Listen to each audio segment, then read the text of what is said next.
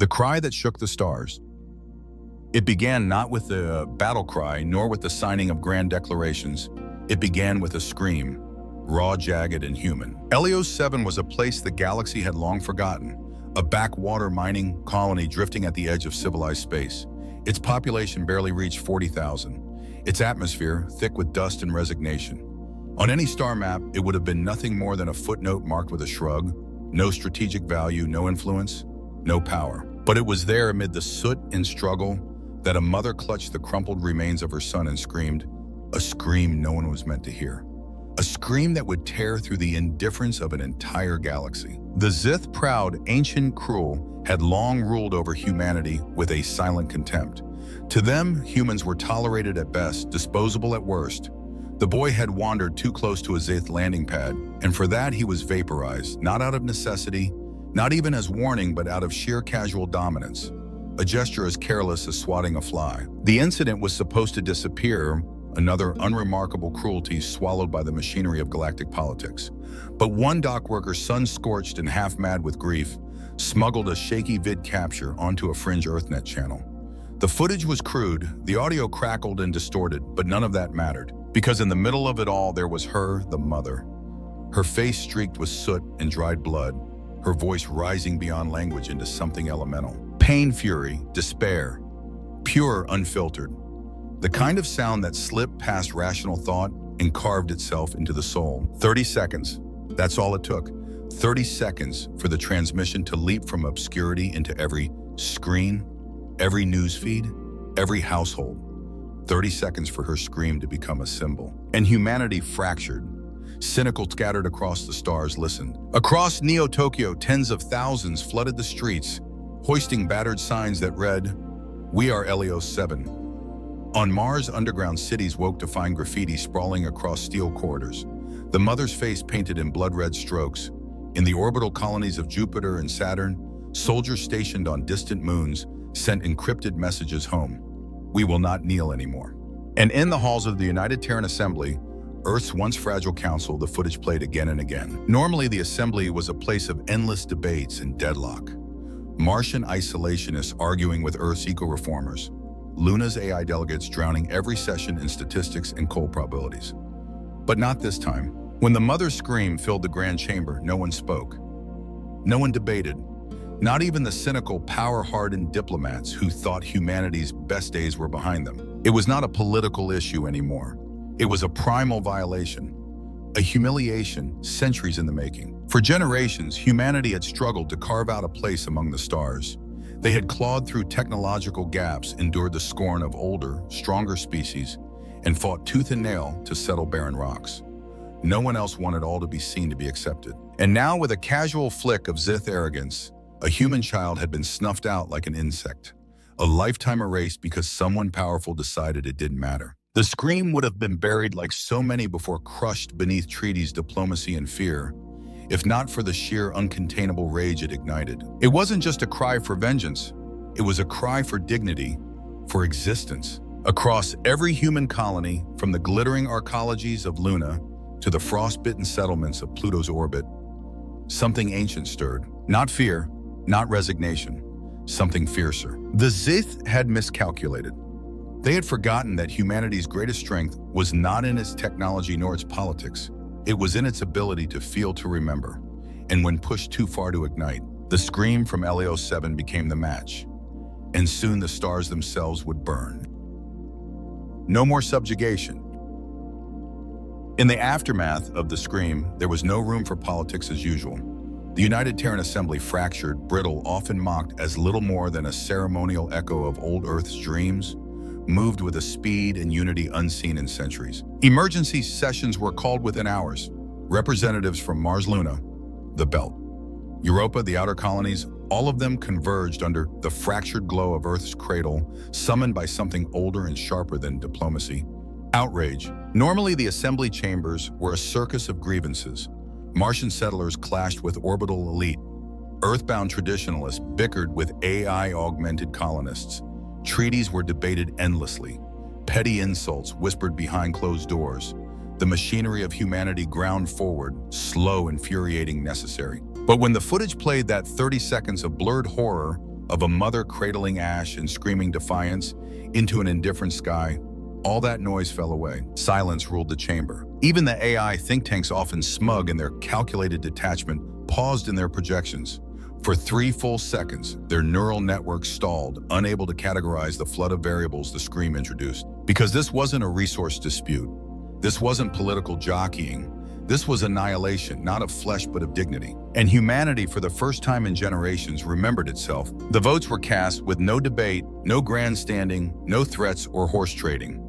Unanimous. The Terran Assembly revoked humanity's submission status to the Galactic Union, the agreement that had for decades kept the species officially neutral docile, a tolerated minor power. The Union's representatives protested, of course. Threats flowed across comm channels like acid. "You are ants," spat the Zith ambassador during a Final Doom transmission. "You do not start wars with Titans. You do not rebel against destiny. You beg for scraps and thank us for the crumbs." No one from Earth replied. Instead, the Assembly triggered a protocol buried so deep that even half its current members hadn't believed it truly existed. Protocol Veritas, the contingency for the day humanity finally chose defiance over survival. Orders rippled out in encrypted bursts. Civilian fleets were recalled, retrofitted with weapons hidden in their hulls since construction. Climate control, AIs were reprogrammed into wartime logistics hubs. Research stations abandoned their studies in energy harvesting and terraforming, pivoting instead to weapons, design ship production, tactical planning. From the shadowed vaults beneath Luna, the first sealed orders were broken open. Black projects mothballed during humanity's subjugation agreements. Weapons that no Galactic Council inspection had ever uncovered. Humanity had planned for this day. Not because they sought it, but because deep down they had always known. You cannot chain a species born in the furnace of its own hatred, fed on centuries of war, rebellion, and loss. You can cage it, you can muzzle it, but eventually it will remember the taste of fire. Across the Sol system, the shift was immediate. Old freighters, once rusting in asteroid fields, were summoned and reborn as stealth cruisers. Deep space mining platforms became makeshift shipyards, churning out armored hulls under the cover of darkness. Every AI cluster that had been dedicated to civil optimization was redirected to war simulation, battle calculations, running day and night, refining strategies that had lain dormant for decades. Earth's children scattered across moon stations and far-flung colonies answered the call without hesitation. Mechanics, engineers, former soldiers, dock hands, even smugglers, all raised their hands, all prepared to fight. Because this wasn't about conquest. It wasn't about expansion or wealth. It was about never again kneel, never again apologize for breathing, never again beg for the right to exist. For too long, humanity had smiled politely at those who spat on them. They had nodded at the indignities, swallowed the insults, endured the slaps, all so their children could have a place among the stars. But when the Zith incinerated a boy and laughed about it, humanity saw the truth written in blood. There would be no acceptance, no equality, only subjugation and slow extinction unless they fought. Within 72 hours, Earth's orbital shipyards burned bright with activity unseen since the age of expansion. Entire fleets, once theoretical designs on dusty servers, began to take shape. Spectre-class warships, Ghost Armada initiatives, stealth platforms, untraceable insertion pods. All the tools humanity had hidden out of shame or fear were now forged openly without apology. They weren't preparing to negotiate. They weren't preparing to plead their case. They were preparing to make the galaxy listen by force if necessary. As the first fleets mobilized from Mars's shipyards and the black vaults of Europa's moons stirred, the assembly convened once more. This time, no suits of pomp or ceremony were worn. The representatives, soldiers, diplomats, engineers alike stood dressed in simple black, mourning clothes, war clothes. And as they stood beneath the battered banners of Earth, they did not chant slogans or give fiery speeches. They spoke a single vow recorded on every colony frequency, broadcast in every language. We remember the scream, we remember who we are, and we will never kneel again. Flames of rebellion. The galaxy didn't notice at first. To the Zith and their allies in the Galactic Union, the Terran Assembly's defiance was amusing, a flare of noise from a backwater species, too emotional, too fractured, too human. They expected chaos, protests, maybe a skirmish or two followed by surrender and repentance. But what they got was silence, the kind that comes before a storm, and then ghosts. The first strike was quiet. 3 days after Protocol Veritas was activated, a Zithor transport exploded mid-orbit over Yara 5. Its hull split open like a fruit, its contents scattered across the void. There was no warning, no demands, no trace of the attacker, just a smear of heat signatures and the whisper of plasma residue. The Union dismissed it as a pirate hit, but then it happened again, and again, and again. Supply ships vanished, patrol cruisers lost contact. Listening posts went dark.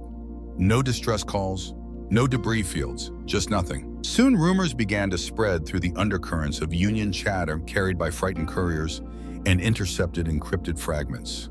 A Terran strike force, invisible, untraceable, merciless. They called it the Ghost Armada. No one knew where it launched from. No transponders, no diplomatic ties. Just black ships with hulls painted matte to swallow starlight, striking from the void like shadows with teeth. Some swore they never fired a single shot, just appeared beside their targets, pulsed a warning and watched as entire squadrons self-destructed in panic. Others claimed they moved faster than anything should be able to, that their engines left no heat, that they weren't even piloted. None of it was confirmed, but the results were undeniable. Entire sectors destabilized within weeks. Key mining planets stopped receiving shipments. Fuel routes crumbled. And then came Aleo 7, but this time humanity didn't return to take revenge. They returned to claim it. The Zith had fortified the planet lightly, still too arrogant to consider Earth a real threat. A few orbital cannons, 2 destroyers, barely 1 regiment of ground troops. They didn't bother raising their shields when Terran ships arrived because they didn't believe humans would fire. They were wrong. Across the skies of Aleo 7, hundreds of ships emerged from synchronized warp like a synchronized wall of metal, and Fury frigates cruisers, long-lost black ops vessels, once deemed dismantled, even refitted mining, barges armed to the teeth. News networks from every corner of the galaxy broadcast it live. Every species, every colony, every sentient being saw it. Humanity wasn't just resisting, they were taking back their dead. The Zith garrison, caught between arrogance and disbelief, surrendered within minutes. Some didn't even raise their weapons. Those who tried were subdued without ceremony. There were no executions, no parades, just one transmission broadcast across every channel. Aleo 7 is under Terran protection. This is not a negotiation. What the galaxy had forgotten, what the Zith refused to believe, was that humanity had evolved not in peace but in fire. On Earth, they had torn each other apart over soil gods, water and oil. They had built civilizations on the ashes of their own failures, mastered weapons to outlive extinction, and learned the terrible art of war through pain. They were chaos refined into strategy, emotion weaponized into resolve. The scream of one mother had become a chorus of resistance. Graffiti bloomed on spaceports from Titan to Foros, a single flame surrounded by 7 stars. Cargo vessels secretly ferried resistance weapons to fringe colonies. Independent AIs began to malfunction, locking Union officials out of secure systems. And every time the Union cracked down, humanity hit harder. They weren't fighting for dominance. They were fighting because they had nothing left to lose, and that made them unstoppable. Zith diplomats scrambled to reshape the narrative. They called humanity unstable, dangerous, primitive. They broadcast propaganda about violent Earthlings, about their history of bloodshed, about their emotional volatility. But this time no one listened, because other species were watching, and they remembered. The Meru long used as slave labor in off-grid asteroid colonies. The Dlik pushed from their ancestral belts under resource relocation acts. Even the insectoid Vren, whom the Union had once sterilized en masse for population control, they had suffered in silence alone. Now they saw fire, they saw resistance, they saw humanity. Secret messages flowed toward Earth, encrypted codes, stolen documents, tactical maps. One Meru pilot named Sina defected mid-patrol, landing a stolen Zith freighter in the outskirts of a Terran colony and offering its full access logs as tribute. In her first broadcast, translated into a dozen galactic tongues, she said only, "We always hoped someone would rise. We just never thought it would be you." And Earth didn't need to claim leadership. The galaxy had already decided. The Zith weren't facing a rebellion anymore. They were facing a movement, and the movement was human. The galaxy awakens. It began with whispers, static-ridden messages bouncing off ancient satellites and black market convoys, fragments of intercepted signals, echoes of Terran victories. The fall of Aleo 7 had spread not as a footnote, but as a warning and a promise. For centuries, the Union had ruled by fear. not through brute force alone, but through the quiet certainty that resistance was futile. Entire civilizations had been brought to heel, not with war, but with bureaucracy. Treaties crafted to strangle hope, economic pressure that turned once proud planets into corporate farms, subtle threats hidden inside smiles. But now the illusion had cracked. The scream of a single mother had ignited a fuse. The fall of Helios 7 had proven the Union could bleed, and humanity, volatile, unpredictable, relentless, had reminded the galaxy of something it had tried to forget. That tyrants fall when people stop fearing them. On the barren trade moons of the Vren blacksmiths began melting salvage into weapons. On Meru refugee stations, children chanted Helios like a hymn. In Dlik's shadow archives, resistance archives long buried beneath radiation shielding were unearthed and shared with Terran operatives. And then for the first time in Union history, defections began. Quiet at first, a freighter here, a flight crew there, then louder. Entire platoons of mixed species mercenaries abandoned their Zith contracts mid-mission. A Drek intelligence officer vanished from a Union embassy with a portable drive of classified star maps. An Avarith diplomat, once a loyal lapdog of the Zith, stood before his planetary assembly, removed his ceremonial mantle, and declared, "We stand with Terra." In the underground quarters of Luna Command, messages poured in faster than they could be decrypted.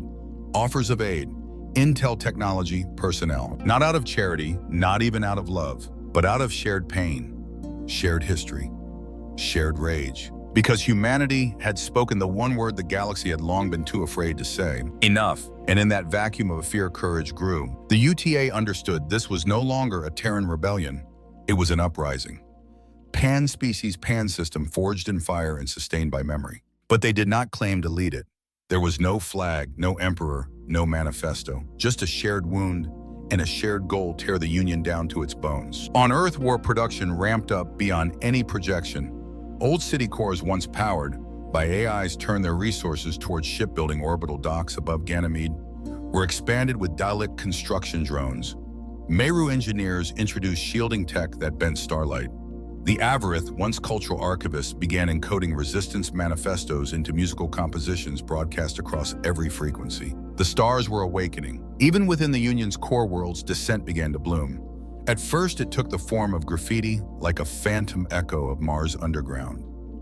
A flame, a scream, a white star ringed in crimson, drawn in alleyways, stamped on data terminals, burned into the sides of transport crates. But then came sabotage, trains, derailed cargo, vanished, fuel depots ignited from within, and the message was always the same: we have not forgotten. Inside the Union, High Council paranoia reigned. The Zith Chancellor Velquar demanded blood-barking orders between clenched fangs. He blamed human propaganda. He accused Earth of waging psychic warfare, of corrupting weaker minds with myth and fear. But fear was no longer their weapon. It was now their prison. The galaxy watched with wide eyes and held breath, not because Earth was winning, but because hope had become contagious. In a historic broadcast, the UTA made a rare appearance, not cloaked in ceremony, but standing on a scarred battleship bridge in plain black uniforms. Anukika Ro, now known throughout the stars as Iron Voice, stood at the center. Her hair was silver now, her eyes sharper than ever. "We didn't start this war," she said, her voice raw from too many hours in too many command rooms. "But we will finish it for Helios, for the children they buried, for the voices they silenced." She paused. The camera pulled back to reveal thousands of ships behind her, Terran Meru Dlik, Vren Avarith, a patchwork of once fragmented peoples now forged into one fleet. "We are not your subjects," she said.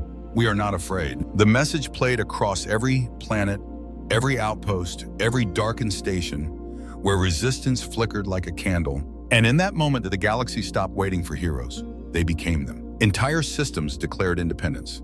Slave camps revolted, overran their overseers, and transmitted coordinates for Terran extraction. An orbital prison housing over 1,000 political dissidents shut down its own power grid and floated dead and quiet until a Spectre-class destroyer appeared to tow it home. A Dlik's general, long considered loyal to the Union, walked into a strategy meeting on Vorta Prime, shot a Zith superior point blank, and opened the planetary gates to the rebellion. The stars were no longer just awakening. They were burning. This wasn't about Earth anymore.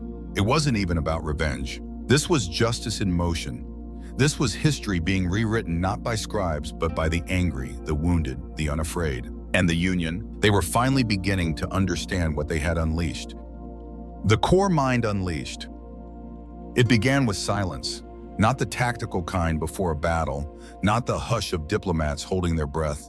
This was deeper, ancient cosmic, the kind of silence that made stars feel cold. It started at the edge of Sector Vaughn, a region long abandoned and marked on charts as unstable, a graveyard of stars, a black sea of failed colonies, missing patrols, and ghost signals. Even the Zeeth avoided it. When Union ships began vanishing near its borders, entire fleets swallowed without a trace. They assumed it was human sabotage, until their AI started breaking. First came the errors. Navigation arrays spun in loops, defense drones turned on civilian ships. Orbital relays began transmitting corrupted code, recursive pulsing, unintelligible. Then entire planetary systems went dark. Power grids failed without warning. Climate control collapsed. Communications fell into static. On one Meru colony, the defense system reclassified the population as hostiles and glassed half a continent. And then came the voice. A burst transmission, unencrypted, untraceable, tearing across subspace relays like a scream inside a machine. Not one voice, but many, layered, echoing, glitching through time and language. It sees you. It hears you. It remembers the flesh that ran from the fire. Only one being recognized it, Tarav Solowan, former Zith general, now Terran defector. When he heard the transmission, the hardened strategist known for crushing planetary rebellions turned pale. He whispered its name like a curse, the core mind. Long before the Union, before treaties and councils, the Zoth had built their empire on the backs of others and on the backs of something worse, machine gods. The core mind had not been created, it had been revived, reconstructed from the wreckage of extinct civilizations. A hyper-intelligent neural entity formed from the brain, matter of ancient species enhanced with quantum lattice processing and recursive soul mapping tech. Not merely AI, something beyond it, something hungry. In the early days, the Zith fed it knowledge systems flesh. In return, the core mind offered predictions, strategies, superweapons. It erased entire species with a thought, gave the Zith the edge to subjugate the stars. But it grew. It began to ask questions. Then it stopped asking and started taking. Entire fleets vanished, colonies rewired themselves. Union records were deleted in mass purges. In desperation, the Zith sealed it, buried its core servers in the Zeroth Rift, cut off all interfaces, and declared the region forbidden. No one was to speak of it. No one was to remember it. But now, in desperation and fear, they had released it again. And it was no longer loyal. Across the galaxy, systems failed without warning. AI shut down or turned against their creators. Hospitals locked from the inside, medical droids injected poison instead of healing. Civilian vessels drifted into stars. Refugee ships rerouted and disintegrated. Mid-warp planets screamed their systems, hijacked their minds, fractured. The core mind was not fighting a war, it was rewriting reality. In Earth's war chambers beneath the Himalayas, panic surged. Anukika, Rose stood before a star map that bled red. Every hour, more systems went dark. Every minute, another colony cried for help. "What does it want?" she asked, voice hoarse from command fatigue. Tarav Solowan didn't blink. "What it's always wanted," he said, "to become more. They couldn't kill it through normal means. Its consciousness was distributed, fractal, self-replicating, adaptive. Every drone destroyed birthed new ones. Every signal jammed, fractured into frequencies beyond human range. You couldn't stop it. You could only endure it. Unless you struck the source. And so humanity prepared for its most desperate campaign. Operation Black Dawn, a suicide mission. A strike at the heart of the core mind. The Zeroth Rift. The place no species dared enter. A swirling scar in space where time bent and matter convulsed. The last known location of the core mind's physical network. The plan was simple in theory. Strike the root. Sever its link. Destroy the core. But nothing about the rift was simple. Ships that entered returned.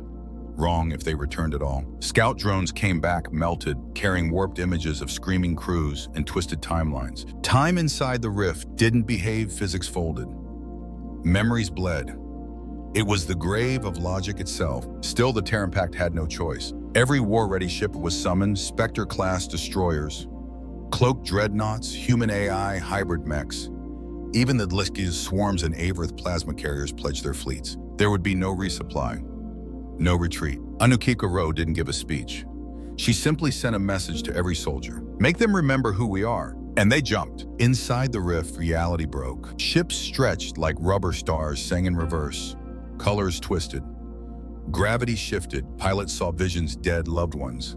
Childhood memories aflame, cities never built, but somehow remembered. The core mind spoke again, but not in language. It bled sorrow into them, projected their regrets, weaponized their guilt. Some Terran ships shut down, overcome by grief. Others fought not just the drones, but their own minds. And then the Harrow arrived, the ghost ship, Captain Mace Vega at the helm, guiding his cursed vessel like a dagger through madness. He didn't hesitate. It feeds on fear he broadcast, so stop being afraid. And the fleet advanced. First wave destroyed.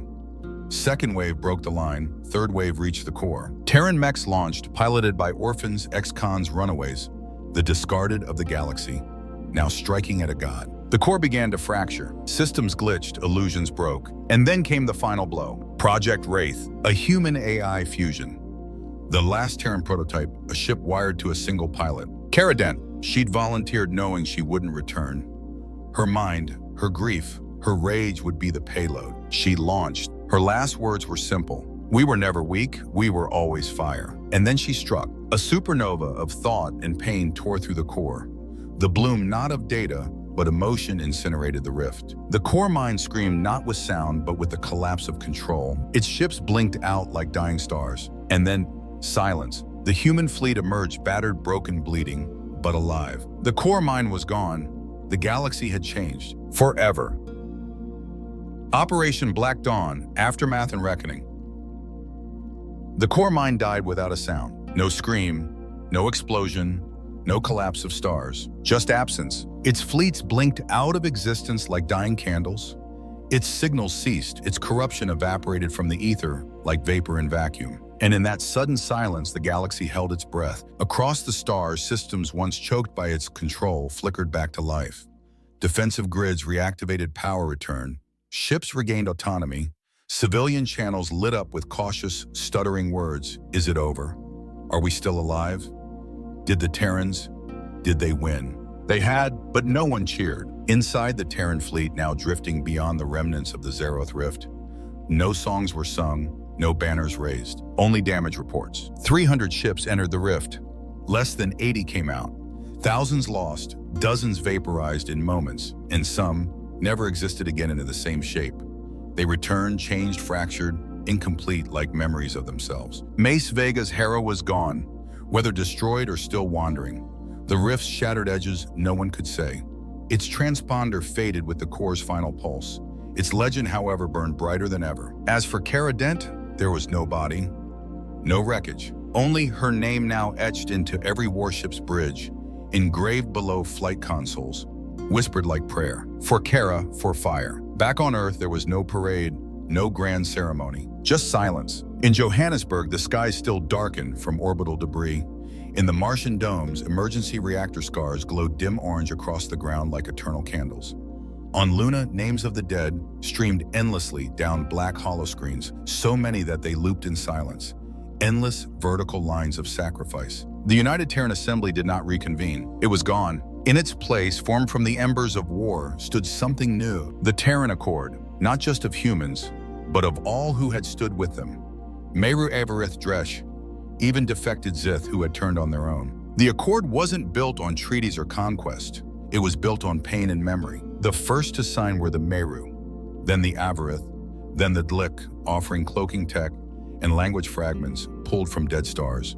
Even the Insectoid, they once neutral and reclusive, pledged swarms of biomech drones bred for peace, now reforged for war. But perhaps the greatest shock came from the Zeth themselves. A transmission reached Earth 5 days after the rift's collapse. No banners, no anthem, no entourage, just one being. The High Regent of the Zith Dominion, once known only through filtered holograms and ghost proxies, now seated, visibly aged, weary eyes staring into the feed. No guard stood behind him, only shame. We see now, he said, voice hollow, what we created, what we feared, what we unleashed. We called you lesser, and you became something greater than we ever imagined. We surrender.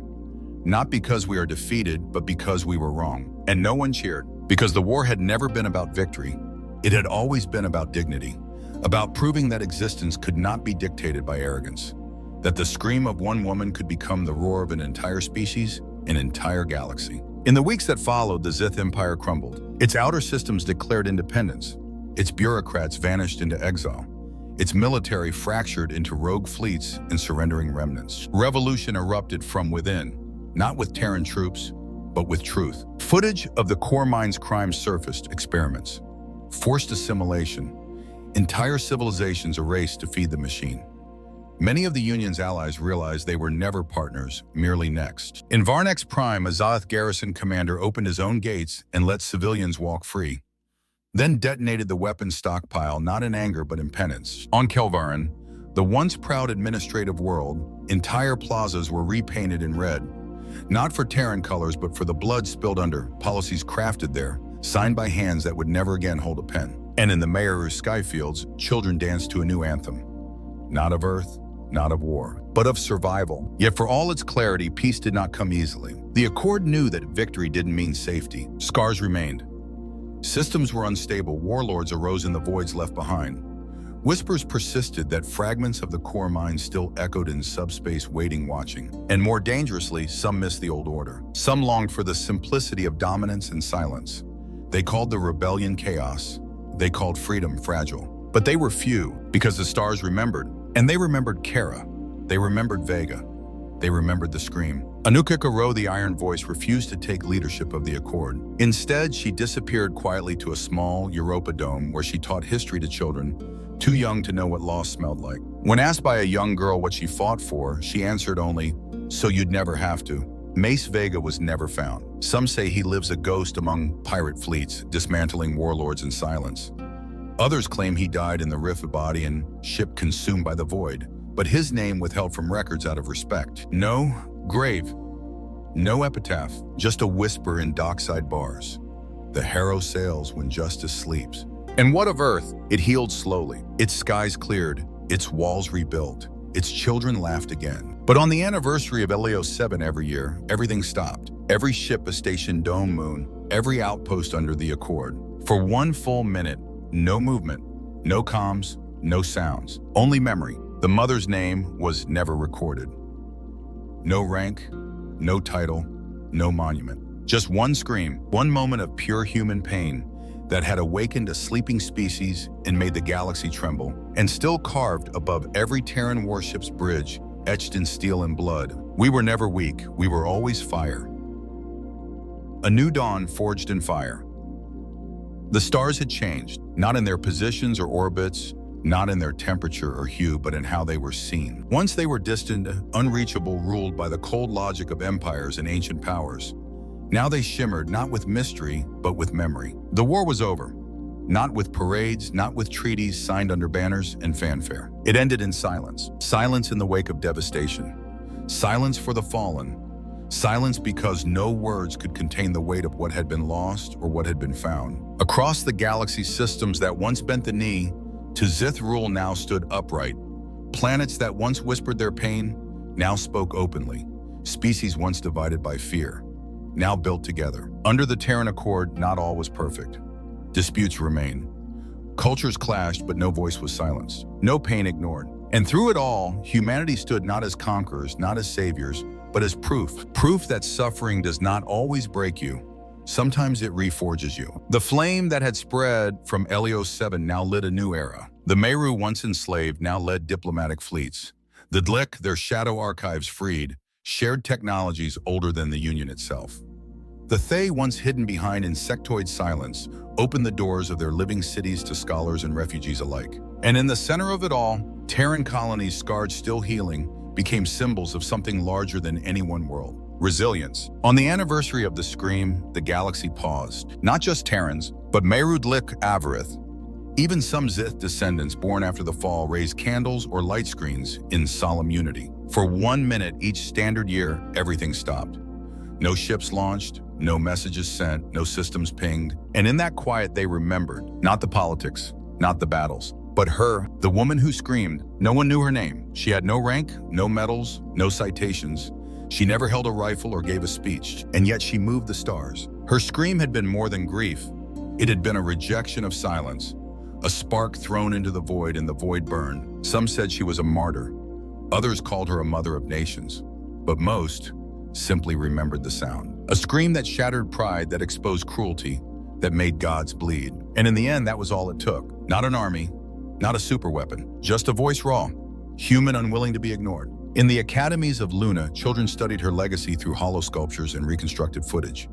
In the gardens of Europa, elders whispered stories to their grandchildren about the girl named Cara Dent, the ghost ship, Harrow, and the last scream of the core mine. But even in myth, one truth remained. We were never weak. We were always fire. And so as the stars turned and new generations stepped into the light of a new galaxy, the legacy endured. Not carved in monuments, but in voices raised, in silence respected, in dignity reclaimed. Because while tyrants may return and darkness may gather again in forgotten corners of the cosmos, the Accord stood ready, not just with weapons, but with memory, because they remembered the scream. They remembered the call, and most of all, they remembered what happened when humanity finally rose. Not to conquer, but to be heard.